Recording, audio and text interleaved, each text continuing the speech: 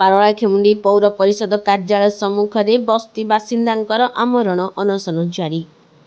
ମୌଳିକ ସମସ୍ୟାର ସମାଧାନ ଦାବିରେ ପାରଳାଖେମୁଣ୍ଡି ପୌର ପରିଷଦ କାର୍ଯ୍ୟାଳୟ ସମ୍ମୁଖରେ ବସ୍ତି ବାସିନ୍ଦାଙ୍କ ଆମରଣ ଅନଶନ ଜାରି ରହିଛି। ବସ୍ତି ସୁରକ୍ଷା ମଞ୍ଚର ଆବାହକ ସୁଜିତ କୁମାର ପ୍ରଧାନଙ୍କ ନେତୃତ୍ୱରେ କରାଯାଉଥିବା ଏହି ଆମରଣ ଅନଶନ ଜାରି ରହିଛି। ପୌର ପରିଷଦ କାର୍ଯ୍ୟନିର୍ବାହୀ ଅଧିକାରୀ ଲକ୍ଷ୍ମଣ ମୁର୍ମୁ ଆମରଣ ଅନଶନ ସ୍ଥଳକୁ ଯାଇ ସେମାନଙ୍କ ସହ ଆଲୋଚନା କରିଥିଲେ।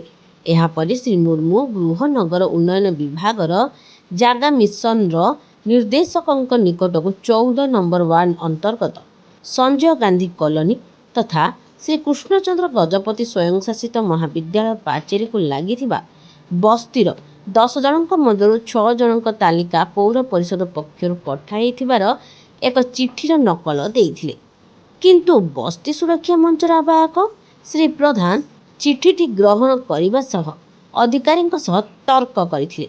ସେ କହିଥିଲେ, ଆମେ ଏଠାରେ ଯେଉଁ ଆମରଣ ଅନଶନରେ ବସିଛୁ, ଚିଠି ପଠାଇ କାହାକୁ ଅବଗତ କରାଇବା ପାଇଁ ବସିନୁ, ଆମର ନ୍ୟାଯ୍ୟ ଦାବି ହାସଲ ପାଇଁ ବସିଛୁ ବୋଲି କହିଥିଲେ।